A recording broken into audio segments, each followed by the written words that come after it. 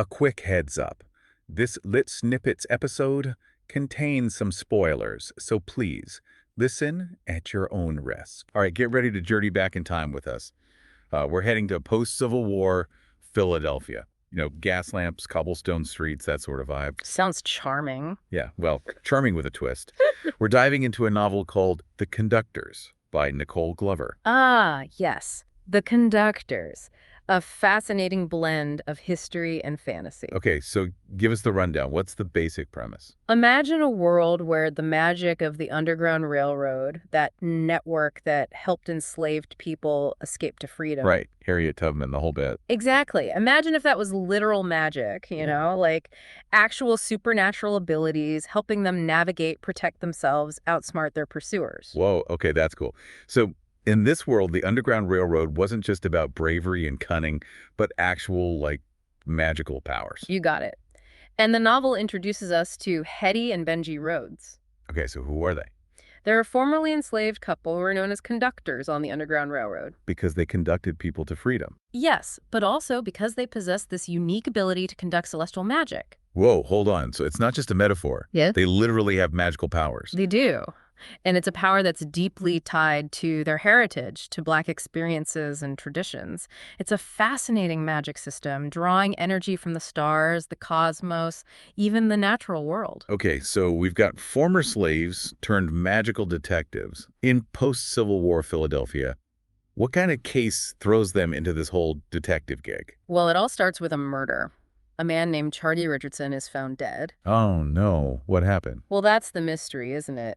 But here's the catch: he's found with a strange mark on his body. What kind of mark? Like a symbol? Exactly. It's described as the cursed sigil of the serpent bearer. And in the world of celestial magic, that's a very bad omen. Oh, no kidding. So we've got murder plus supernatural entry. This is already getting good. Yeah. So what does this cursed sigil actually mean? Like, what does it symbolize in their world? It represents danger, misfortune, like really bad juju. It suggests that there are dark forces at play, something that threatens not just individuals, but maybe the whole community. So it's not just a murder. It's like a warning sign, a sign of something bigger and more sinister going on. Makes sense that our magical detectives would get involved. So are there any suspects? Anyone with the motive to kill this Charlie guy? Oh, the novel throws a whole bunch of potential suspects at us, each with their own secrets and potential motives. Lay it on me. Who are we looking at? Well, there's Charlie's widow, Mary Ann. She's acting kind of suspicious, like she's hiding something. Then you've got George and Darlene. They're friends with Hetty and Benji. Okay, so friends can be suspects too. That always makes things more complicated. What do they do? They run a school for Black children, trying to uplift the community. But could there be more to it? Maybe their ambitions are masking something darker.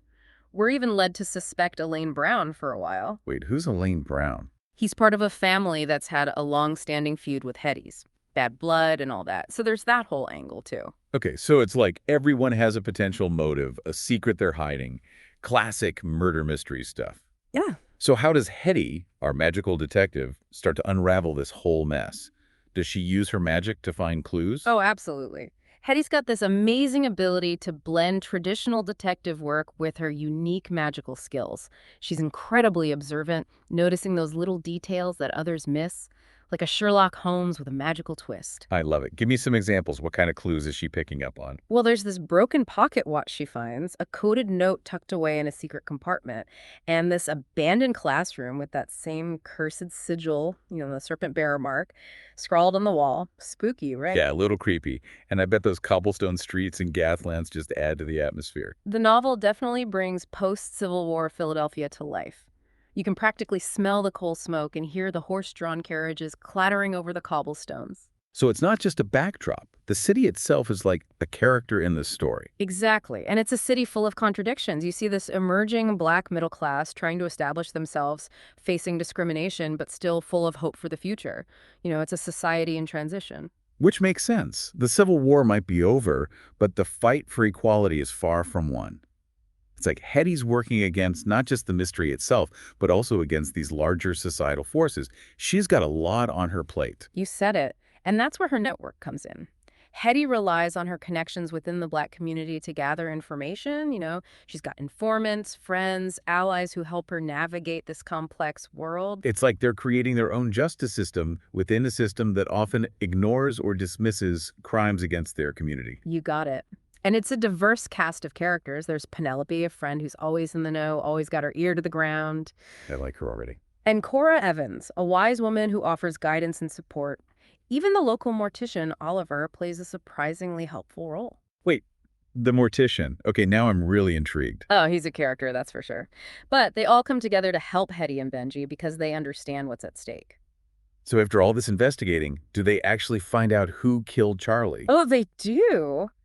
But the reveal is a shocker. It turns out to be Clarence Loring. Clarence Loring. Okay, refresh my memory. Who was he again? He's connected to Judith, this woman who teaches sorcery. Hold up. Sorcery? Hmm. We've already got celestial magic. Yeah. Now we're adding another layer of magic. What's the difference? It's an important distinction. Celestial magic is tied to heritage, passed down through generations. It's about drawing power from the cosmos, respecting the balance of nature, and working for the good of the community. Sounds pretty wholesome. It is.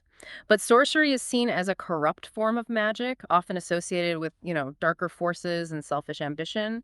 It's actually forbidden for Black people to practice. Oh, wow. So Clarence learning sorcery is like a big no-no, a deliberate rebellion against his own community. So if he's the killer, why did he do it? Why kill Charlie? That's where the story takes a really interesting turn. It delves into the long-lasting effects of trauma and how it can warp a person's perceptions. Clarence blames Hetty for the death of his first wife, Sophia, way back when they were all escaping slavery. Whoa, hold on. So he's holding on to this grudge from years ago, blaming Hetty for something that happened during their escape. That's right. He's convinced that her decisions as a conductor led them into a trap and ultimately caused Sophia's death. Okay, so it's not just a simple case of revenge. It's about years of pent-up anger and grief fueling this murderous plot. Man, that's heavy. It really is. And it forces Hetty to confront her own guilt over the choices she made in those desperate times. So what happens next? Does she defend herself against Clarence's accusations? Well, that's where things get really interesting, and that's a story for part 2 of our deep dive. Welcome back to our deep dive into the Conductors. Remember, things got pretty intense at the end of part 1. Yeah, that's an understatement. We've got a murder mystery tangled up with ancient magic, a vengeful sorcerer, and a whole lot of secrets. Where do we even go from here? Right. It's a lot to unpack. So Right. while Hetty's dealing with Clarence and his accusations, Benji is off following a different lead. Okay, divide and conquer. Smart move. What's Benji up to? Well, remember Eunice, the young woman who was involved with both Charlie, the murder victim, and Clarence? Oh, yeah, the love triangle situation. Exactly. Benji suspects she might have some information, some insights into what really happened. Makes sense. So he's hoping to get some answers from her. More than that, actually. He's worried that she might be in danger. Danger from Clarence. Yeah, there's a growing sense that Clarence isn't just a grieving widower. He's got a dark side, a manipulative streak. Remember, he's the one who framed Hetty using that cursed sigil. Oh, right. That whole thing was super creepy. So what does Benji find when he tracks down Eunice? Well, let's just say his suspicions were right. He finds her hidden away in a secret room in the Loring house, drugged and basically imprisoned by Clarence. Whoa, that's seriously messed up. Yeah. So Clarence is definitely not the good guy here. He's got some major issues. No kidding. And just as Benji's about to rescue Eunice, guess who shows up? Don't tell me, Clarence. Bingo. He catches Benji red-handed and reveals his whole twisted plan. It turns out he's been using that cursed sigil not just to frame Hetty for the murders, but to stir up fear and suspicion within the entire Black community. Wait, what? Why would he do that? It seems like he's going way beyond just revenge at this point. It's about power, you see. Clarence believes that by discrediting Hetty, by turning people against her, he can somehow right the wrongs of the past.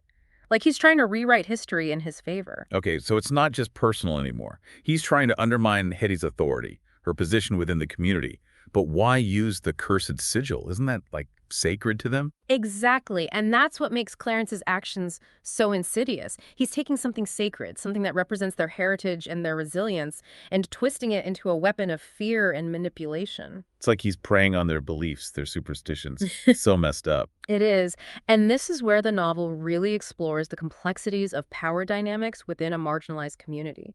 You see how historical trauma, internalized racism, and the struggle for resources can create tensions and divisions that make them vulnerable to manipulation from within. So it's like a double whammy. They're facing oppression from the outside world and then dealing with these internal power struggles as well. Yeah, Heavy stuff. no doubt about it. But back to the action. What happens when Clarence confronts Benji? Does it turn into a magical showdown? I hope Benji's got some tricks up his sleeve. Oh, he does. It turns into this intense magical dual sorcery versus celestial magic. Clarence is throwing dark spells and curses, while Benji's using his connection to the spiritual realm, his intuition, and his quick thinking to counter those attacks. So it's more than just raw power. It's about strategy, about using their unique skills and knowledge. Exactly. And while this is going down, remember that mysterious key Benji found in Charlie's pocket watch. Oh, yeah, yeah. What was that all about? Did they figure out what it unlocks? It turns out the key opened a safe deposit box, and what they find inside is a game changer. Okay, I'm dying to know. What was in the box? Think of it like a treasure trove of clues. They find detailed records of Charlie's gambling debts, letters hinting at a blackmail scheme, and a strange map with these cryptic symbols that seem to point to a hidden location somewhere in the city. Whoa. So Charlie wasn't just a gambler. He was playing a dangerous game, caught up in something much bigger. What do they make of all this?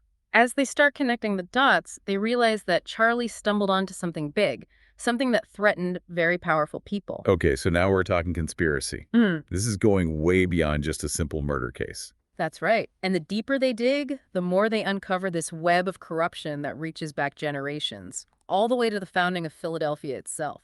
Wait, are you saying that the city's founders, the people who supposedly stood for freedom and justice, were actually involved in something shady? That's what the evidence suggests. And this discovery forces Hetty and Benji to re-examine everything they thought they knew about their city, their history, and the people they thought they could trust. This is blowing my mind.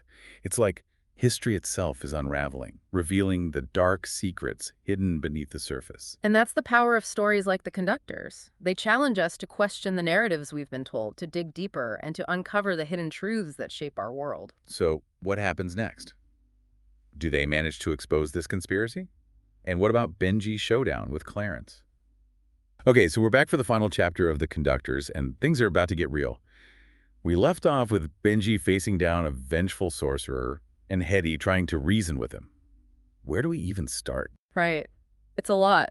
Well, with Hetty, remember she took the blame for Clarence's wife's death, thinking it might calm him down. Yeah, a pretty gutsy move considering she's innocent. But did it work?